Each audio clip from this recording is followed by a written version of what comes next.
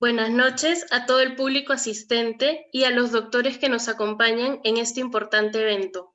Vamos a dar inicio a las conferencias sobre las funciones del Poder Judicial, Ministerio Público y Procuradurías Públicas en materia penal.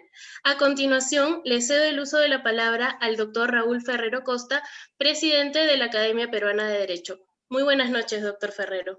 Muchas gracias, Macarena. Falta arriba en la pantalla uno de los distinguidos, que es Pablo Sánchez. No lo veo en la pantalla. Sí está. Sí está, yo lo veo, yo lo tengo. Estoy bien. Ahí está en el medio. Ahí. Ahí está. Ya. Estoy ahí. Bueno, pero arriba no figura en la línea de arriba. Bueno, antes que nada, como Academia Peruana de Derecho, les queremos agradecer muchísimo a ustedes que tengan la amabilidad de venir esta noche a explicarnos, sobre todo a un público que está muy interesado en conocer cómo es que pueden ellos entender mejor el funcionamiento de lo que es el área penal en nuestra organización jurídica y procesal. Por eso hemos molestado la atención de tres verdaderamente expertos de primer nivel, siendo el primero el doctor César San Martín, a quien todos conocemos también, por supuesto, digno vocal de la Corte Suprema. Luego el doctor Pablo Sánchez, que tanto el doctor San Martín ha sido presidente de la Suprema, Pablo Sánchez también ha sido fiscal de la Nación.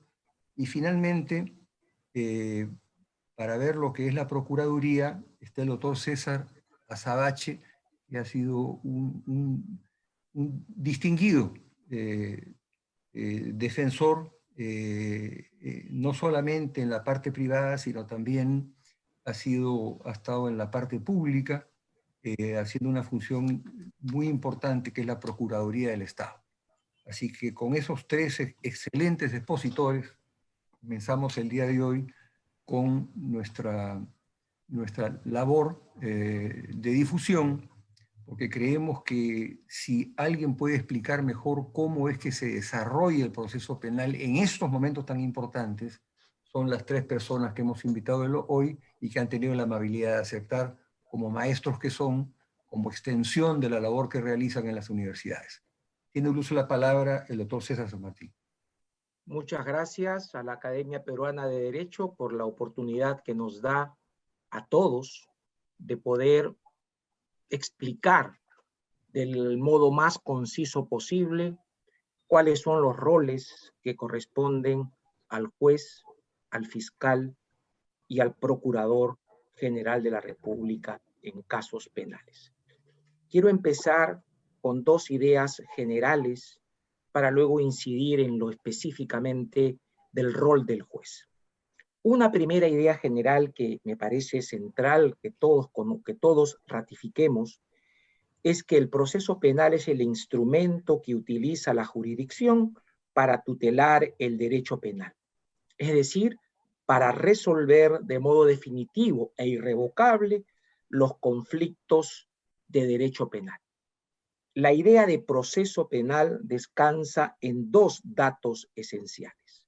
La supremacía del juez, porque el juez juzga y hace ejecutar lo juzgado, y dos, el reconocimiento de los principios de contradicción e igualdad de armas en que están las partes, concediéndose tanto el poder de acción al Ministerio Público cuanto a todas las demás partes un conjunto de derechos, posibilidades, obligaciones o deberes y cargas, quienes postulan la emisión de un pronunciamiento estimatorio o desestimatorio de su pretensión o resistencia según el caso. En un marco de respeto del sistema de derechos fundamentales, segunda idea, el proceso no se entiende si no se contempla como el conjunto de derechos y garantías que limitan el poder del Estado en el ejercicio del ius puniendi. El proceso no es una sucesión de trámites simbólicos, sino un delicado mecanismo de ordenación de derechos, obligaciones, posibilidades y cargas procesales dirigido a lograr el enjuiciamiento de los delitos dentro del respeto de los derechos fundamentales. Sin embargo, no podemos dejar de reconocer, y aquí cito a Giovanni Fiandaca, que el contexto social e institucional marca mucho al sistema penal y con él al proceso penal. El juez, como sabemos, reprime en nombre del Estado, incide quirúrgicamente para detener y prevenir el mal del crimen, provocando efectos dramáticos sobre la vida de los imputados y también de los condenados. De suerte que la justicia penal es considerada un arma de doble filo, remedio, pero al mismo tiempo veneno, socialmente necesaria, pero también temible, y por consiguiente necesitada de estar circundada por garantías especiales. Y al juez le corresponde afirmar estas garantías. Tercera idea, ya más en concreto. El Código Procesal Penal de 2004 fija un rol determinado al juez dentro del proceso penal, en el que destaca como una lógica básica el principio acusatorio, que establece los roles del juez y de las partes y las condiciones en que se va a efectuar el enjuiciamiento del hecho penal. Un aspecto trascendental del sistema procesal nacional es lo que se llama el señorío del Ministerio Público en la etapa de investigación preparatoria. Pero a tono con la garantía de tutela jurisdiccional, el Código instituyó un nuevo tipo de juez, denominado, ya que hemos seguido la denominación del Código de Procedimiento Penal italiano, juez de la investigación preparatoria, con funciones de garantía o tutela y además funciones propiamente jurisdiccionales. Es el juez el único que debe dictar medidas limitativas de derechos, ya sea medidas de coerción o cautelares, y también medidas restrictivas de derechos, como son aquellos que tienen que ver con la obtención de la prueba, allanamiento, intervención de comunicaciones, intervenciones corporales, levantamiento del secreto bancario, reserva tributaria, etcétera, etcétera. Es el juez el único, y esto es por imperio del principio de proporcionalidad, como todos sabemos. El juez de la investigación preparatoria también es el autorizado a incorporar, a constituir las partes en el proceso. Y en el proceso penal las partes no son porque ellas quieren ser, sino porque el juez, mediante una audiencia, bajo el principio de contradicción e inmediación, decide quiénes deben de participar en el proceso penal como partes. El juez también resuelve si se han cumplido en el procesamiento, en la inculpación formal, los presupuestos procesales o la ausencia de impedimentos procesales, así como garantiza, mediante la denominada acción de tutela, los derechos del imputado y además controla el plazo de la investigación. Acá de por medio está uno de los derechos que incluye la garantía del debido proceso, cuál es la interdicción de dilaciones indebidas. Por otro lado, el juez de la investigación preparatoria tiene otra función, que en Italia es un juez nuevo, distinto, pero que aquí no lo hicimos por razones presupuestales. Dirigir lo que se llama la etapa intermedia o el proceso intermedio. Como el fiscal es quien tiene a su cargo la investigación del delito, él define la estrategia, y el doctor Sánchez lo dirá con mucho mayor competencia que yo, pues corresponde analizar si en efecto la introducción de la pretensión o el requerimiento de no acusación de sobreseimiento se amolda a las exigencias que la ley establece. Principio de legalidad procesal. El juez es el que tiene que decidir si en efecto se dan o no se dan los requisitos legales correspondientes. Y además es el juez quien va a analizar si los actos de investigación han sido los correctos en términos de legalidad, que no de oportunidad, porque eso lo hace el fiscal, es su tarea. Pero también el juez tiene que disponer cuáles son las pruebas útiles, pertinentes, que van a ser actuadas en el procedimiento principal o en el juicio oral. Este es un tema que es muy importante.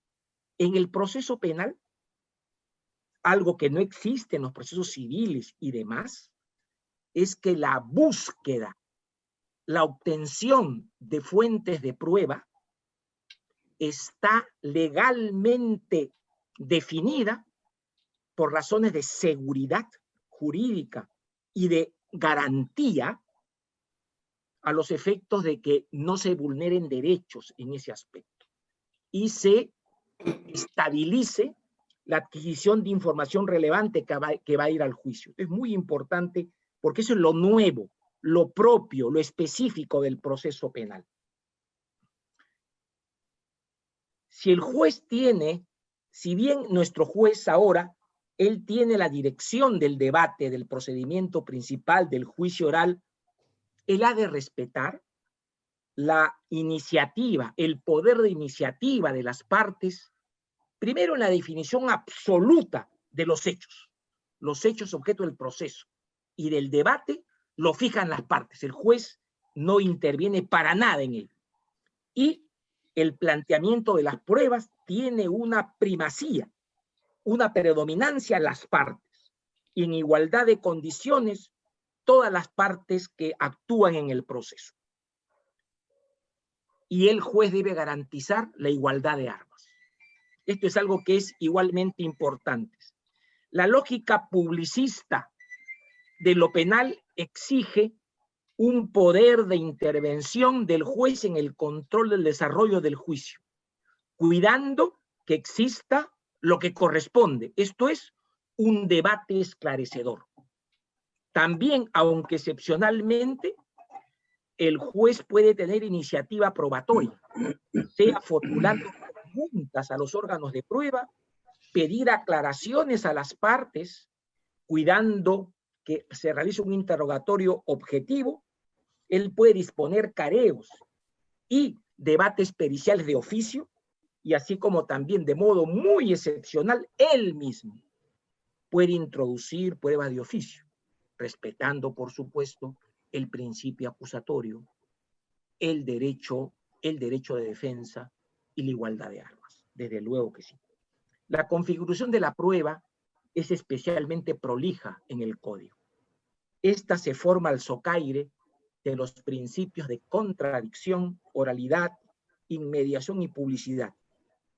En el proceso penal, mucho más que todo, en los otros procesos se exige que la prueba se forme bajo un determinado criterio en los que la inmediación y la contradicción son los ejes claves para entender cuándo una información es técnicamente una prueba, y esa es la que el juez, y solo esa, es la que el juez debe de incorporar en la sentencia.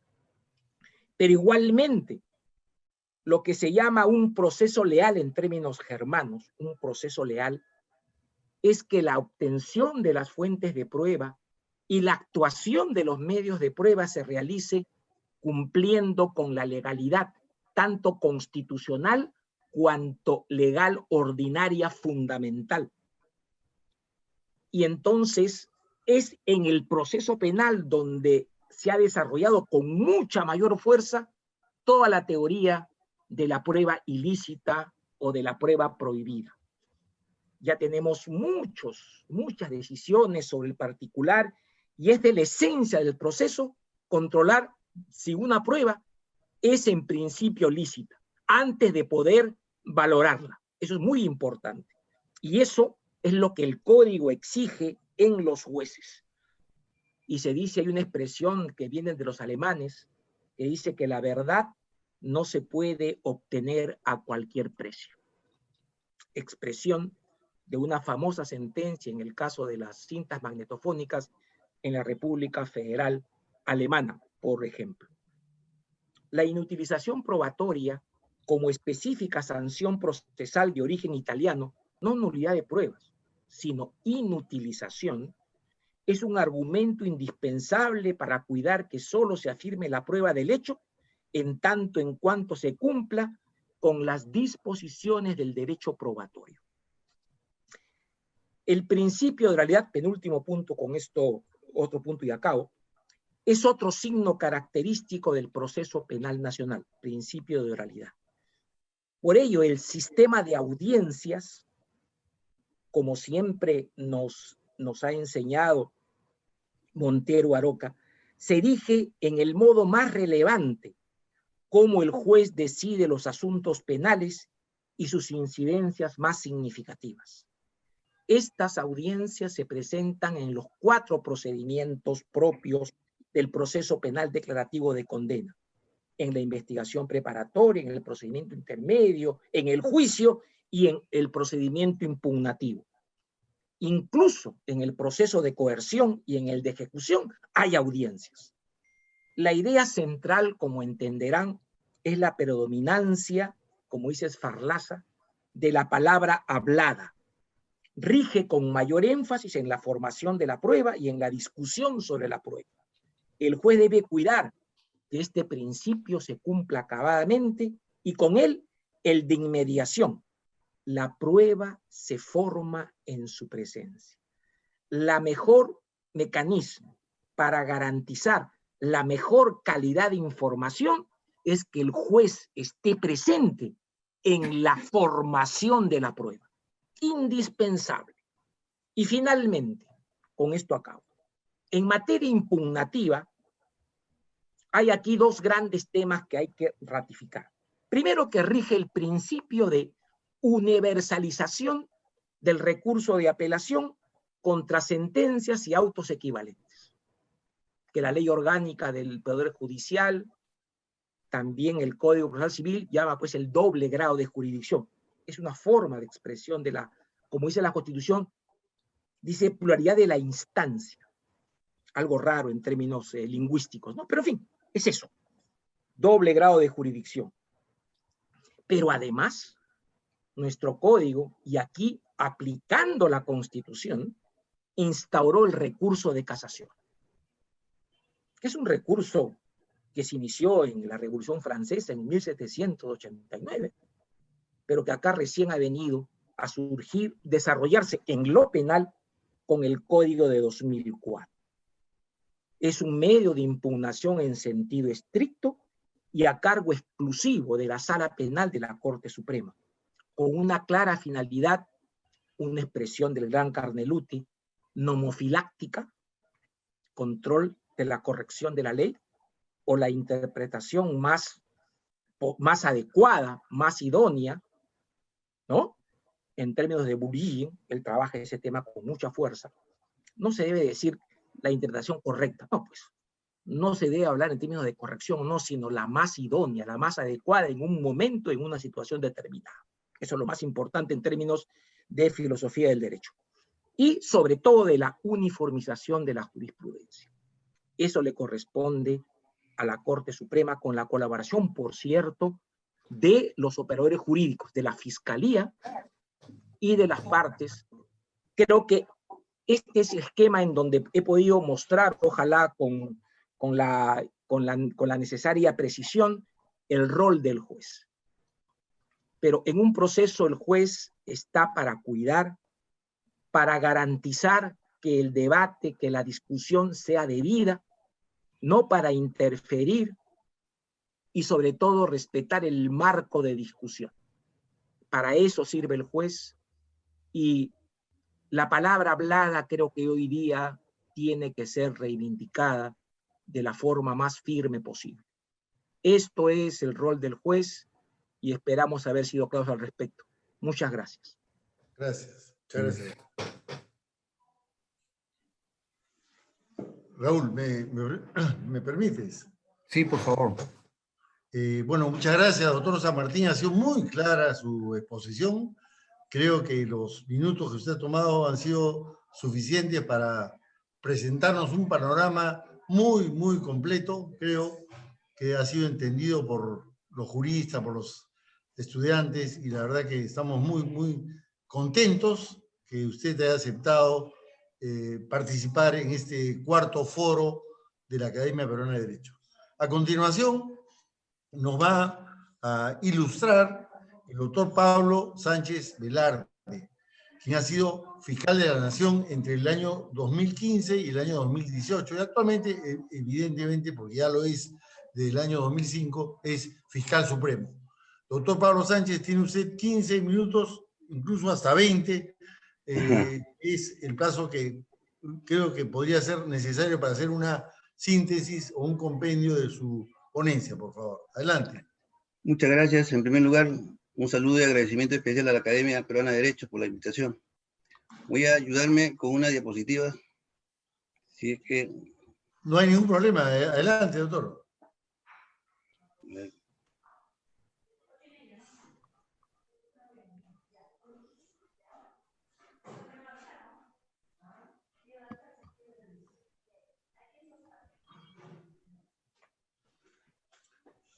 Adelante. Sobre el Ministerio Público hay mucho que decir. En verdad, hasta antes del año 79 y el año 1981, la Fiscalía formaba parte del Poder Judicial. Se hablaba de agente fiscal y en verdad las funciones eran bastante reducidas, no como ahora se conoce. Ha habido un cambio cualitativo y cuantitativo, pues del año 81 en que se dio la Ley Orgánica del Ministerio Público, las funciones se crecieron bastante. Sus facultades se elevaron en cantidad, tanto es así que la gente decía, los entendidos decían que la Fiscalía era un cuarto poder del Estado. En números, en el año 81, que fue el año que yo ingresé a trabajar en el Ministerio Público, habían aproximadamente 100 personas, entre fiscales y administrativos. En la actualidad, ese número se ha incrementado. Y se ha incrementado en cantidad. Fíjense, a la fecha existen 7.509 fiscales en todo el país. Y entre personal administrativo y forense existen 16.229. Total, 23.738 a la fecha. Y eso que no ha visto el peruano al día de hoy.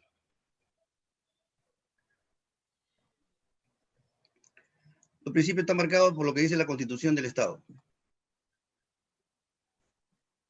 El artículo 159 señala lo siguiente. Compete al Ministerio Público promover la acción de oficio o a petición de parte de la acción judicial del sistema de defensa de la ley. Vela por la independencia de los jueces. Representa los procesos judiciales a la sociedad. Conduce desde su inicio la investigación del delito. Ejercita la acción penal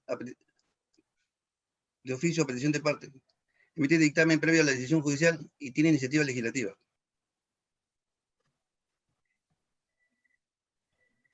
Obviamente que los temas que nos interesan son tres.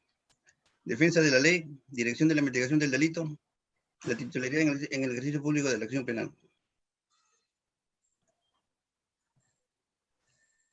¿Cómo se organizan los fiscales en el país? Yo he presentado un cuadro ahí interesante, creo que no lo pueden leer, yo sí lo tengo más cerca que ustedes. El Ministerio Público se organiza con fiscalías especializadas y comunes. En todo el país tenemos fiscalías comunes, penales, fiscalías que ven casos de corrupción de funcionarios, fiscalías que ven temas de crimen organizado, lavado de activos, fiscalías en materia ambiental, en tráfico de drogas, terrorismo y derechos humanos, delitos tributarios, temas de tránsito, violencia familiar, prevención del delito, pérdida de dominio y otros. ¿Qué les quiero decir con todo esto? El Ministerio Público en el curso de los 40 años que ya tiene ha crecido bastante y cualitativamente se ha ido formando en especialidades. Esto es bueno porque con el paso del tiempo, los años, el avance de la colectividad, de la sociedad y las técnicas, pues el crimen también avanza. Y la institución como la Fiscalía se ha capacitado bastante. Además, porque también se incrementa la delincuencia.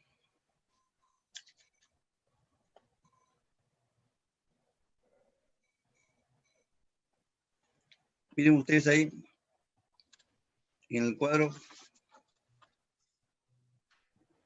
cómo es que la delincuencia ha crecido tanto. Exponencialmente. Fíjense ustedes ahí, no veo muy bien porque estoy corto de vista, pero a la fecha, desde el año 2016, donde habían al año 614.742 denuncias, a la fecha hay más de 1 millón de denuncias. Lo que significa que el campo penal es el campo que más comprende el trabajo fiscal y obviamente el mayor peso del trabajo de la Fiscalía.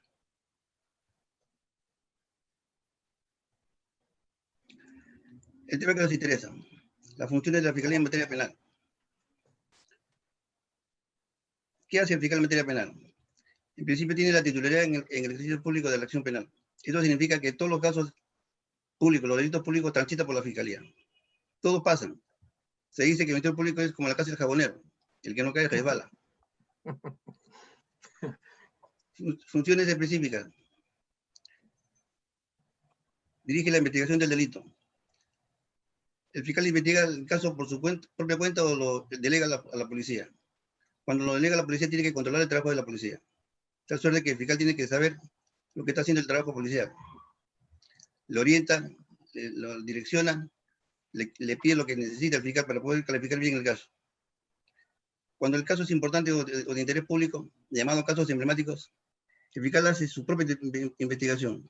Él dirige su propia investigación. Los casos especiales, por ejemplo, los casos donde están involucrados personajes importantes o bastante conocidos, no importantes, pero bastante conocidos. Es importante que en esta investigación el fiscal diseñe su trabajo de investigación. Él hace su estrategia de trabajo. Él define cómo tiene que actuar, cómo empieza la investigación, qué diligencias deben actuar y además con qué, digamos, personal de apoyo trabaja.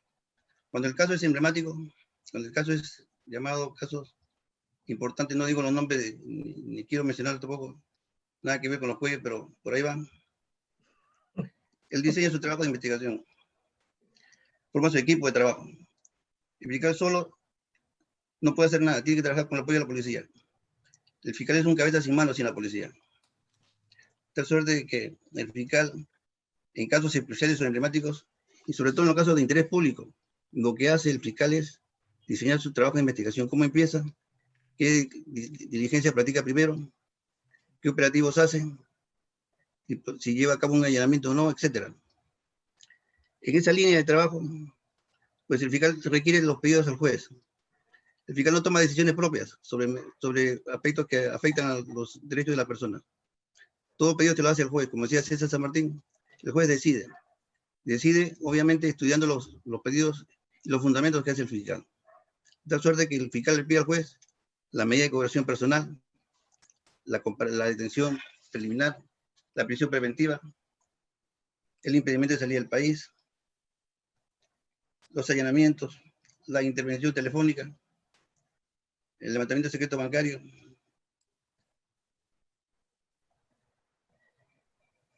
Todos aquellos medios o pedidos que hace el fiscal al juez lo fundamenta y el juez decide. El fiscal no toma decisión por sí solo. El fiscal y el juez tienen un mismo objetivo.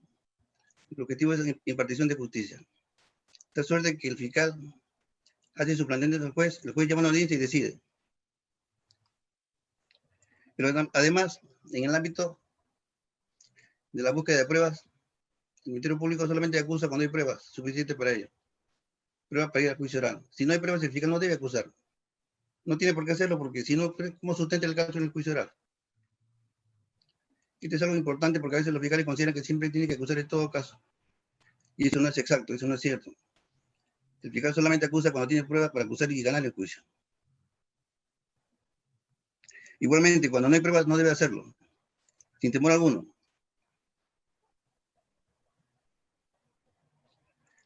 La intervención en el juicio oral del fiscal es bastante importante, porque ahí tiene que dejar de ser, fíjense, mientras el fiscal investiga es un fiscal imparcial, pero cuando formula la acusación y va a juicio oral y es parte en el juicio oral. Por lo tanto, es la parte que acusa y se enfrenta a la parte que se defiende.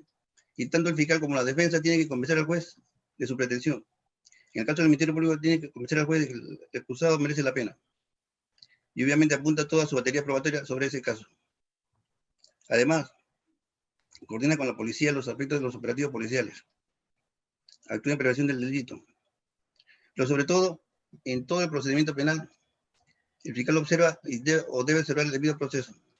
la defensa del imputado, los derechos del imputado, la presunción de inocencia, y siempre, obviamente, respetando los plazos procesales. Los plazos procesales, y además, algo importante que no quiero olvidar de decirlo, es que el fiscal tiene que custodiar la investigación. Tiene que mantener reserva la investigación, porque eso puede afectar muchos derechos de las personas investigadas. El éxito en el trabajo de investigación depende del fiscal. El éxito en el trabajo judicial, en la dirección del juicio oral y la sentencia, depende del juez. En las dos personas está dirigida todo el trabajo en el proceso penal. Entonces, el proceso penal es un instrumento que lo que apunta es a la impartición de justicia. Dos campos importantes. Un campo, obviamente, manejado por el Ministerio Público, y el otro campo manejado por los jueces del Poder Judicial. Por último, antes de entrar a escuchar a César, yo creo que algo debe quedar muy claro en este tema del trabajo fiscal. Los fiscales en el ejercicio de las funciones no hacemos política. Los fiscales no hacemos política. Es más, estamos prohibidos de hacerlo. Si algún fiscal tiene alguna simpatía, alguna afinidad con algún grupo político, es su tema. Pero no puede hacerlo, no debe hacerlo.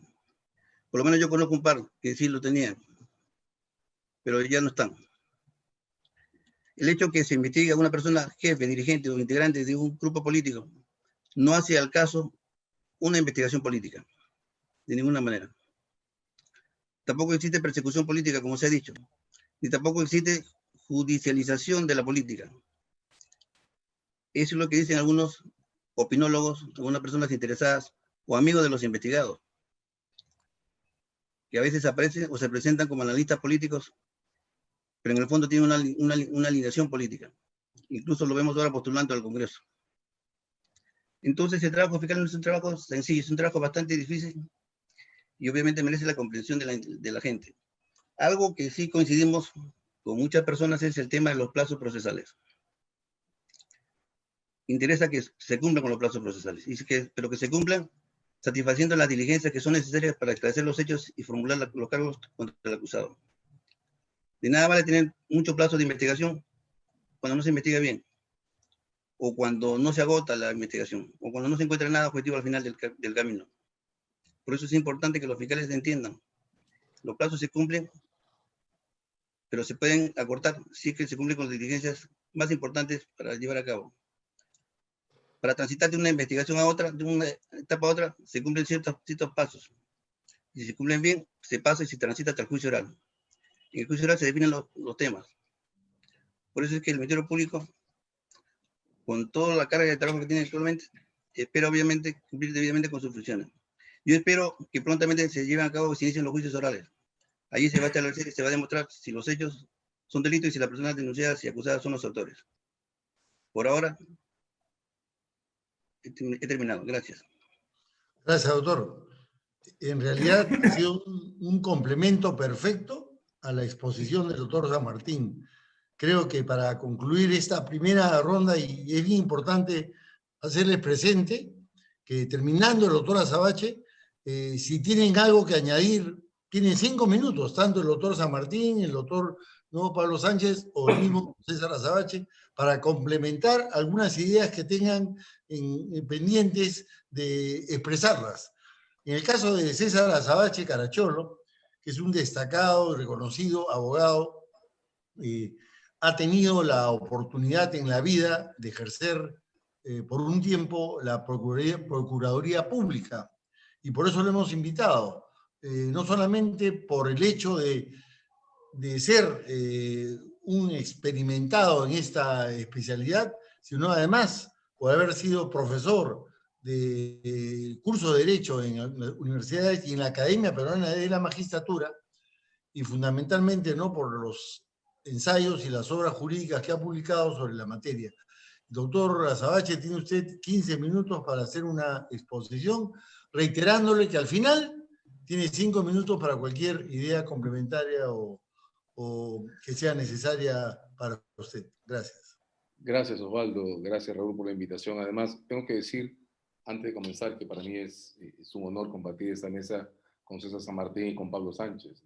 solo en un segundo debo decir que César fue mi mentor cuando comencé a enseñar en la Universidad Católica y cuando llegué a la Academia de la Magistratura, y Pablo Sánchez estuvo en la mesa de la primera conferencia que di sobre roles y justicia penal allá en Huaraz, en los tiempos de los eventos de la Comisión Episcopal de Acción Social. Pero bueno, tengo que concentrarme en las procuradurías. Y César ha puesto como marco de referencia, con razón, la cuestión de los roles. Claro, la judicatura, ya lo resumió él, es un poder del Estado, es un poder del Estado que está en el lenguaje básico de la propia teoría de la República, ¿no? El principio de separación de poderes. El Ministerio Público, el resumen de Pablo ha sido clarísimo, comienza a concebirse en el modelo que nosotros seguimos, el europeo continental, como una función subordinada al interior de los tribunales, es el fiscal dictaminador del derecho clásico francés, ¿no? En la época en la que se entendía que el juez no debía interpretar, debía ser la boca de la ley, de modo que la custodia de su imparcialidad suponía que hubiera un otro, el fiscal, el que estableciera el significado de la ley. Pero el Ministerio Público ha empezado a diferenciarse en lo que toca a América Latina desde finales de los años 80, claramente durante los 90, hasta convertirse en esto que Pablo ha descrito, el administrador de un recurso público escaso, que es la persecución penal. En este instante, la propia custodia de la imparcialidad de la judicatura requiere que haya un otro al frente, el Ministerio Público, que sea el organismo proponente, el que elige los casos que llegan a juicio, el que fija su posición como parte durante el debate oral, lo ha dicho ya Pablo. Hago esta síntesis de los dos comentarios anteriores porque a la Procuraduría le toca un tercer papel distinto, institucionalmente por debajo de la posición que como poder del Estado y como administrador de este gran recurso público escaso toca a los tribunales y a las fiscalías. La Procuraduría es un defensor de intereses y eso es lo que impide, desde mi punto de vista, que podamos concebir contra algunos proyectos de ley que han estado en debate en los últimos 3 años a las Procuradurías como una magistratura.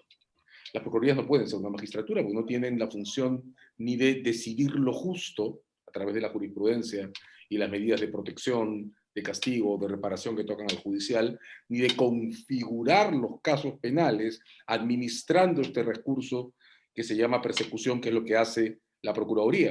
Las Procuradurías no tienen una función configuradora del derecho. Las Procuradurías persiguen defender intereses, que son públicos en tanto su titular son las reparticiones públicas, los organismos del Estado, pero lo que hace es gestionar intereses. Y eso estatutariamente está en un nivel distinto, muy por debajo de lo que toca a las magistraturas.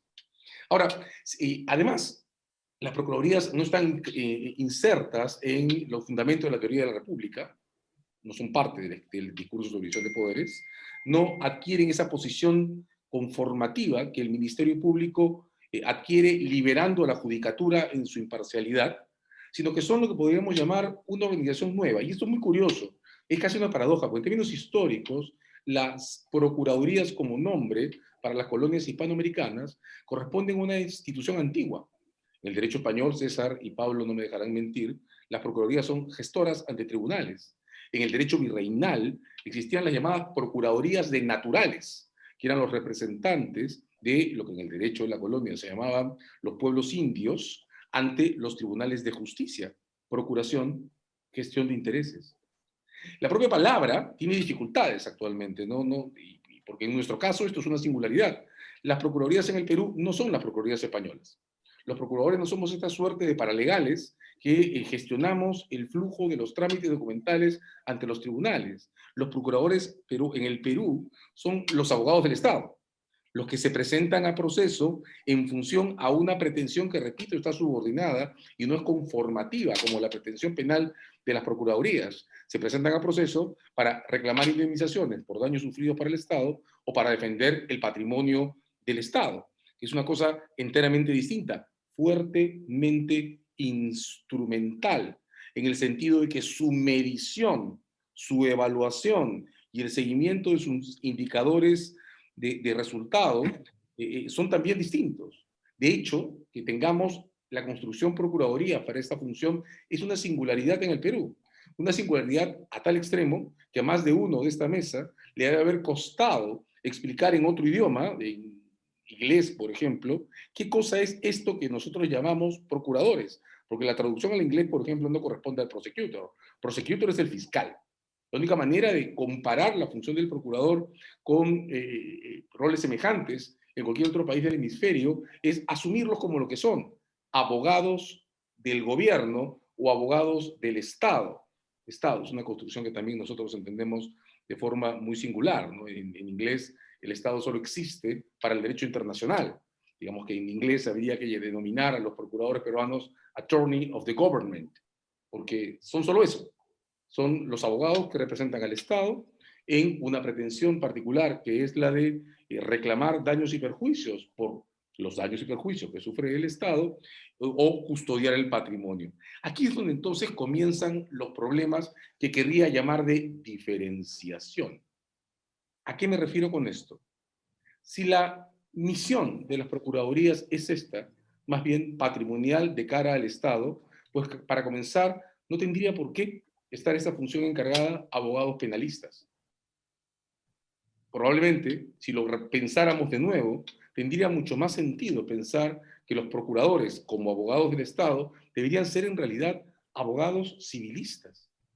En segundo lugar, no tendría ningún sentido, o puede no tener sentido, asumir que el papel de los procuradores es ingresar necesariamente o siempre a procedimientos penales. Podemos imaginar muchas situaciones en las que la custodia de los intereses del Estado puede desarrollarse de mejor manera y más eficientemente en procedimientos, por ejemplo, civiles, de daños no vinculados a la actividad de las fiscalías. De varias maneras, sin percibirlo claramente, las procuradurías en el Perú, es mi impresión, no han logrado todavía lograr una meta institucional que debe, sin embargo, ser trazada, que es desarrollar una eticidad y un perfil de actividad autónomo, independiente y arreglado a su misión.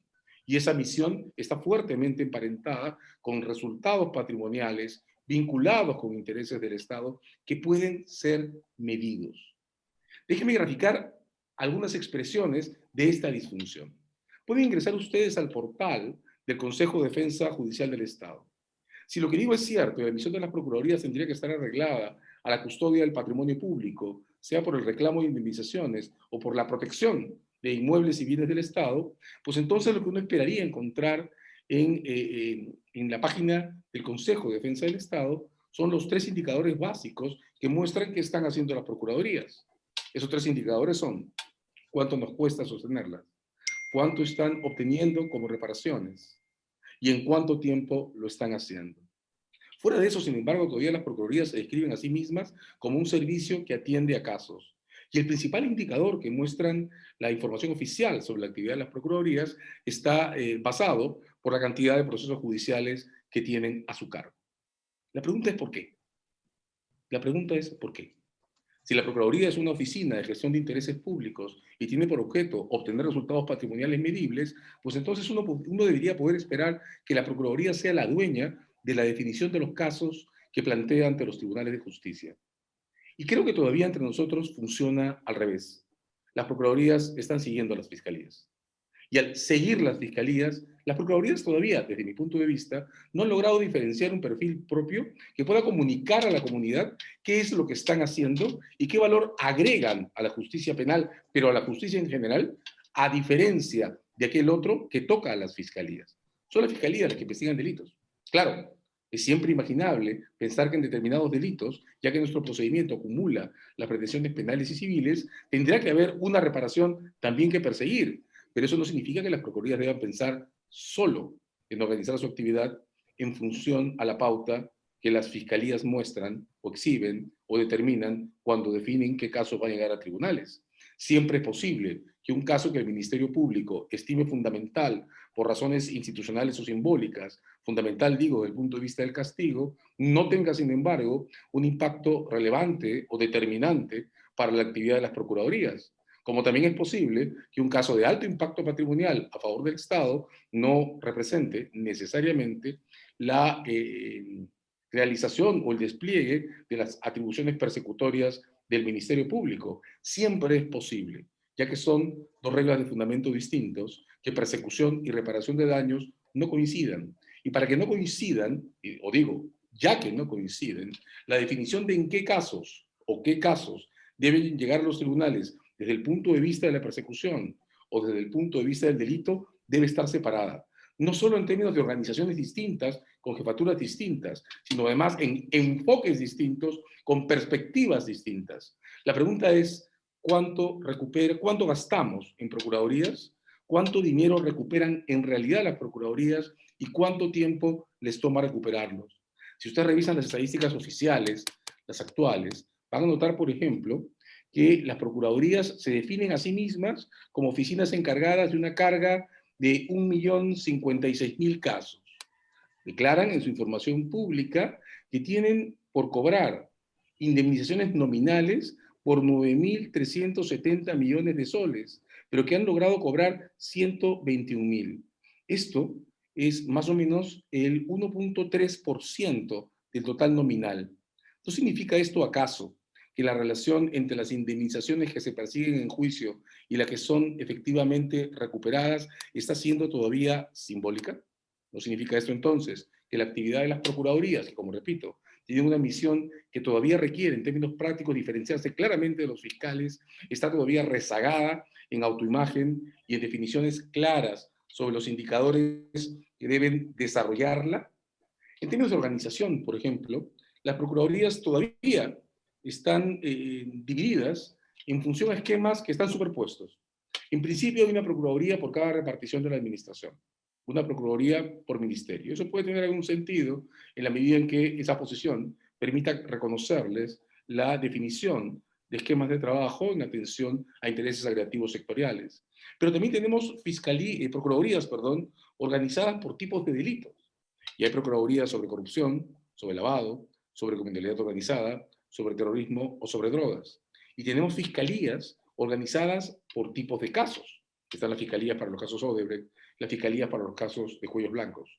Son tres modos de organización simultáneos que interactúan unos a otros, que obligan a fijar procedimientos de asignación por prioridades a través de decisiones del Consejo de Defensa del Estado, pero que no necesariamente comunican que las procuradurías estén pensando en reparaciones y en la dimensión patrimonial que éstas tienen a favor del Estado.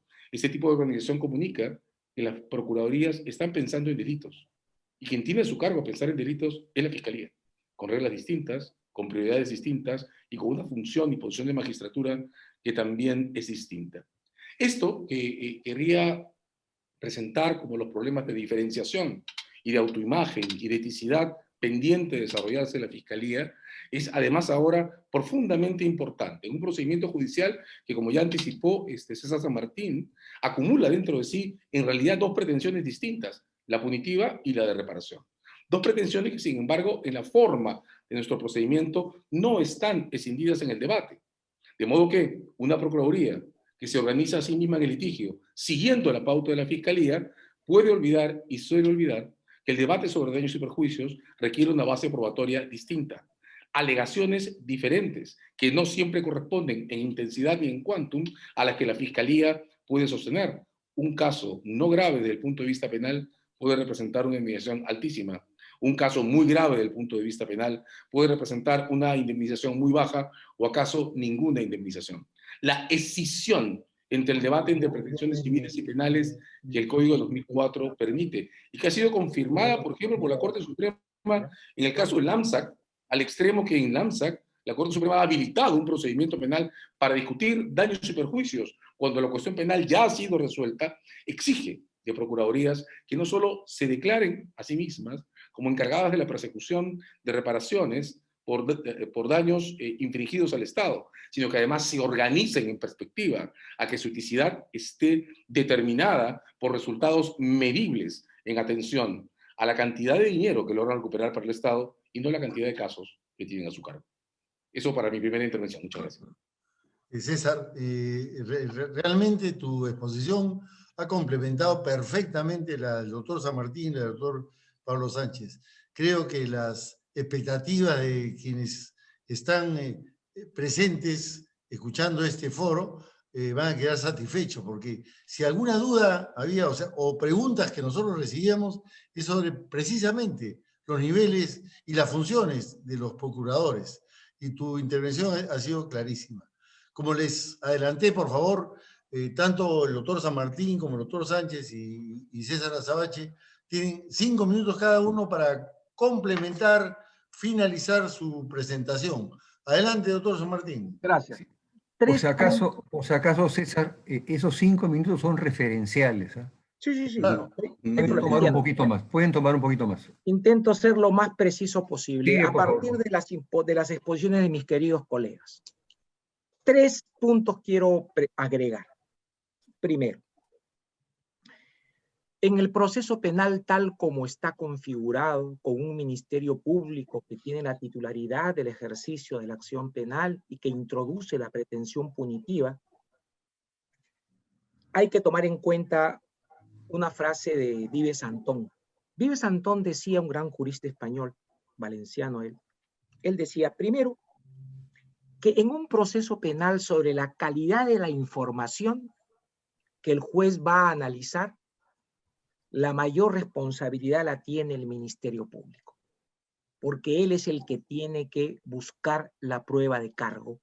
Y también en el modelo nuestro de corte franco-germano, tiene también que incorporar prueba de descargo.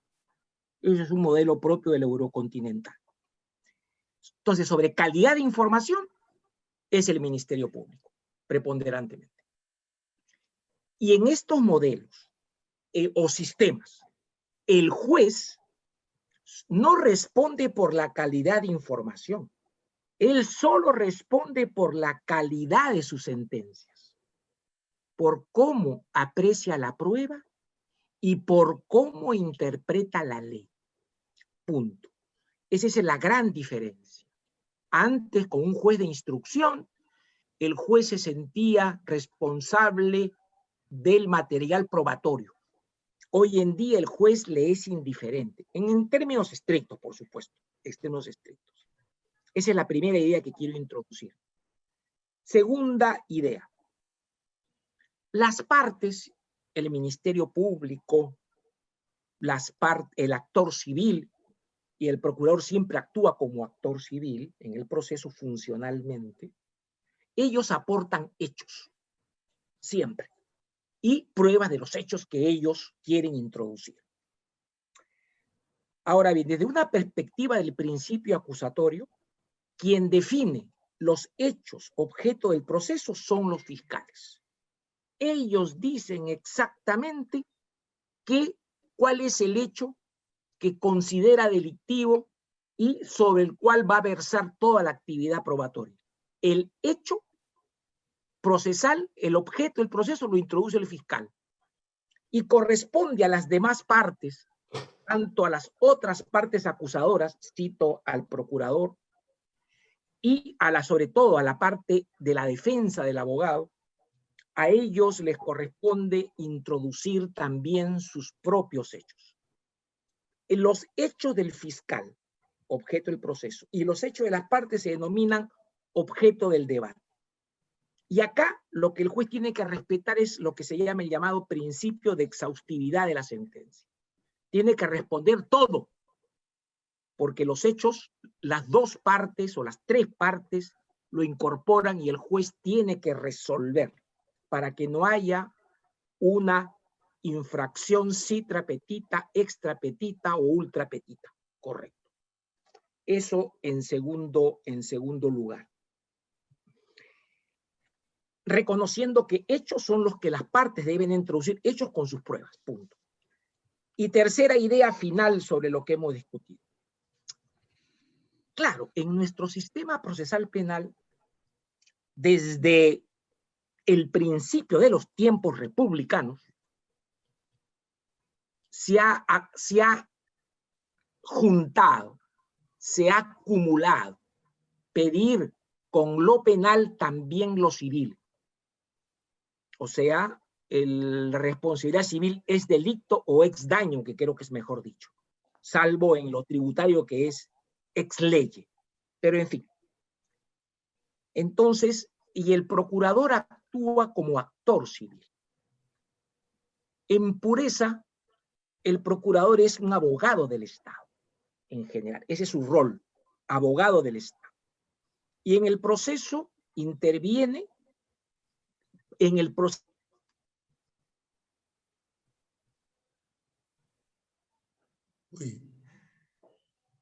Se ha congelado. Introduce. Sí. Ahora sí. Ahora ver, sí. Ahora sí.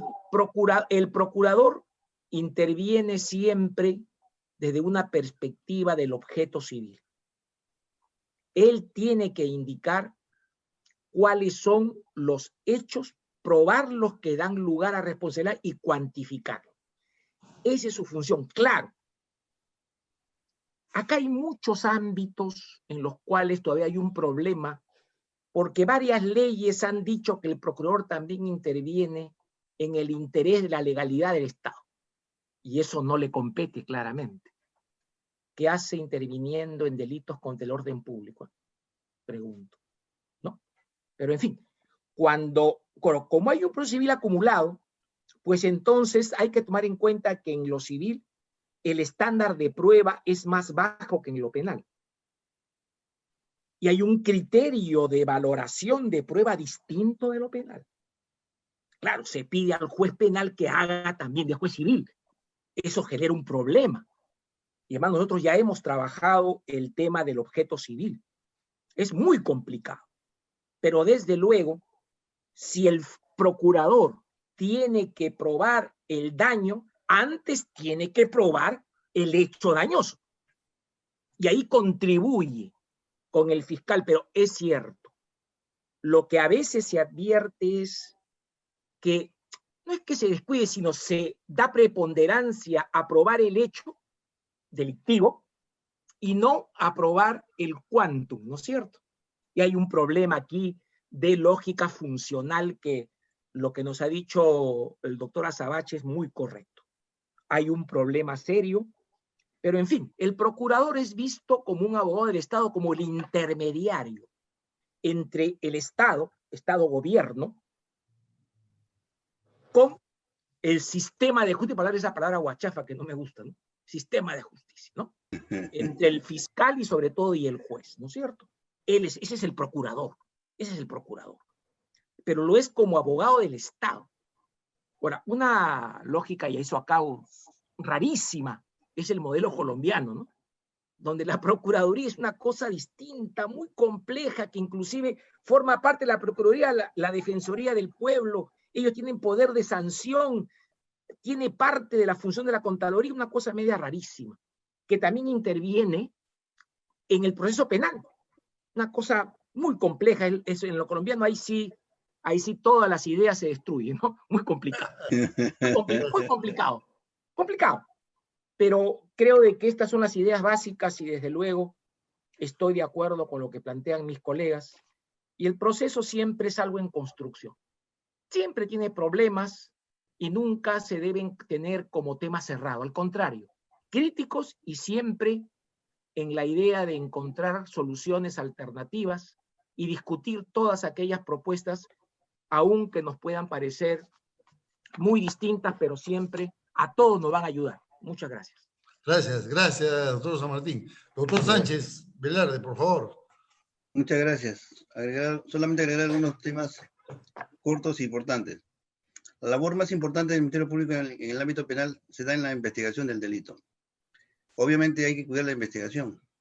Obviamente el fiscal define su trabajo de investigación. Él diseña su forma de intervenir, cómo hacer los operativos, cómo hacer los allanamientos, si es necesario citar a las personas o no. Es decir, si necesita pedir una medida de detención preliminar también. El fiscal tiene que darse cuenta, y yo creo que se da cuenta, que tiene un poder bastante fuerte, y hay que dosificar ese poder. No en cualquier caso se abre investigación, no en cualquier caso se pide prisión, no en cualquier caso se acusa. Hay que dosificar ese poder que le da el Estado. Ahora bien, lo que busca el Ministerio Público, los fiscales en los casos emblemáticos, llamados emblemáticos o de interés público, es lograr verificar los hechos, si tienen contenido penal o no lo tienen, y si las personas investigadas son o no responsables. No se puede adelantar juicio, lo pueden hacer cualquier otra persona, pero los fiscales ni los jueces no lo pueden hacer, nunca. De manera que su trabajo tiene que ser reservado, callado, y luego cuando hay que acusar, se acusa con fuerza.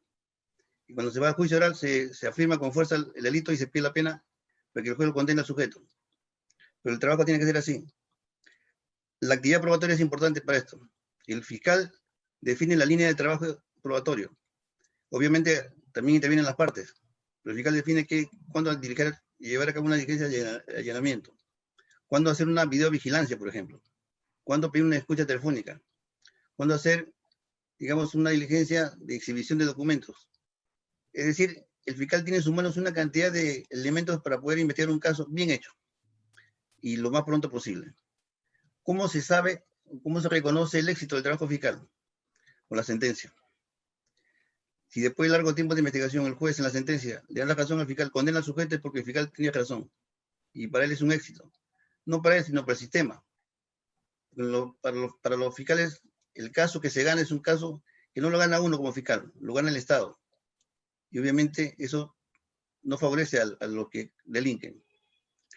También me parece importante señalar que en este tema de la investigación y el juzgamiento, dos grandes campos del proceso penal, el trabajo apunta al objetivo fundamental, establecer si hay delito y quién es el autor. Y si hay delito y quién es el autor, ¿qué pena merece? De tal manera que el trabajo fiscal y judicial son como los rieles de un solo tranvía, como decía Relo Tejedor. Van en paralelo, apuntan a un mismo objetivo que es la meta, pero no se juntan, porque el fiscal no es juez ni el juez es fiscal. Yo creo que el objetivo está ahí, en saber diferenciar cuáles son nuestras funciones, cuáles son nuestros límites y qué es lo que queremos hacer. Un juez y un fiscal probo, inteligente, hábil, que no busque el protagonismo, que sea cuidadoso, que mida sus palabras, que sea prudente, y que el fiscal ideal, yo consigo el fiscal ideal como el fiscal que conoce el despacho, sabe manejar los expedientes y sabe mantenerse y dirigirse en las audiencias públicas. Maneja los dos campos como debe ser. Yo entiendo de que el futuro de los casos llamados emblemáticos debe culminar ya pronto. Existe un interés público en ello. Por eso también yo estimo que, si bien es cierto, ellos reservan el tema de las investigaciones, debe haber alguna flexibilidad en el trabajo que hacen los fiscales. Flexibilidad en el sentido de que los fiscales pueden informar sobre aspectos globales de lo que están haciendo, pero no sobre detalles de lo que está sucediendo en su investigación. Por eso que yo espero que prontamente se tenga el resultado del trabajo de investigación fiscal. Pronto. Obviamente por un deseo de saneamiento, digamos, en el ámbito judicial, y porque queremos saber qué pasó, qué ha sucedido, quiénes han infringido la ley, quiénes merecen ir a la cárcel y quiénes no merecen ir a la cárcel. Yo creo que eso es lo justo. Por eso yo felicito a la Sociedad de Derecho por esta invitación. A nuestro amigo Raúl Ferrero Costa, muchas gracias y ya estoy a la disposición para lo que ustedes consideren pertinente. Gracias. Muchas gracias, Pablo. Una pregunta final, Pablo, para que la gente que no es docta en estos temas pueda entender mejor. ¿Cuál es la diferencia de la labor entre lo que es la Procuraduría y lo que hace la Fiscalía? En un lenguaje sencillo para un estudiante universitario. Hay muchos estudiantes universitarios que están siguiendo este programa. El fiscal es la autoridad encargada por el Estado para que persiga los delitos. Investigue, acuse y busque la pena para quien ha delinquido. El procurador define los intereses del Estado, los intereses patrimoniales del Estado. Donde el Estado se ve agraviado por un delito, puede ser colusión, corrupción de funcionarios, ellos intervienen para pedir una reparación civil a favor del Estado. Quizás estamos en la misma línea, porque ambos dependemos del Estado, pero las funciones son diferentes. Ni ellos son fiscales, ni nosotros somos procuradores, pero sí nos interrelacionamos debidamente. Gracias. Gracias, doctor Sánchez. Para terminar, César, algunas palabras seguramente tienes que decir, y inmediatamente después nuestro presidente del Consejo Directivo, Raúl Ferrero Costa, hará los agradecimientos que corresponden y, por supuesto, la despedida a todos ustedes. El agradecimiento, por supuesto. Adelante. Gracias, Osvaldo. Gracias, Osvaldo. En su último comentario, Pablo me robó una paráfrasis que quería hacer de él. Soy inocente. Sí, me ganaste. Ya había dicho, el juez no es el juez, ni el juez es fiscal, ni el fiscal es juez. Y yo justamente quería agregar que el procurador no es fiscal. Lo acabas de decir tú, que me quitaste la broma teórica.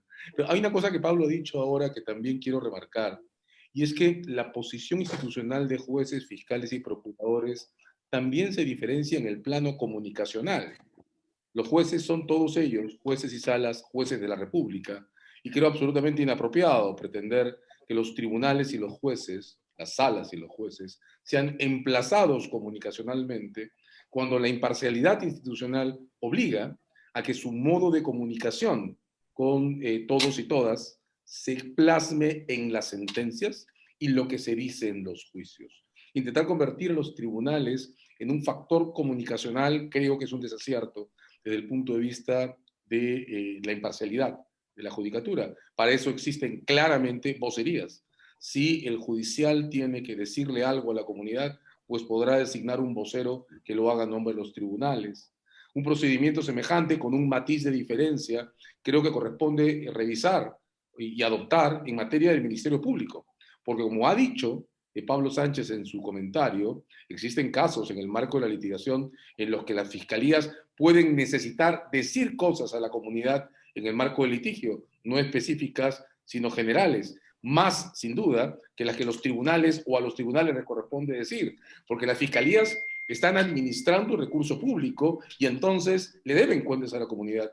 Pero las fiscalías necesitan, y Pablo, estoy seguro, lo acaba de decir, comparte esta impresión, procedimientos objetivos y neutrales que le permitan establecer esa comunidad en canales objetivos, vocerías, ruedas de prensa, no necesariamente procedimientos que puedan sonar a censura o regulación, pero sí a orden, no discriminación, sobre todo porque la información que el Ministerio Público tiene como administrador de este recurso escaso es un recurso público en sí mismo y por tanto no puede ser asignado en atención a consideraciones subjetivas.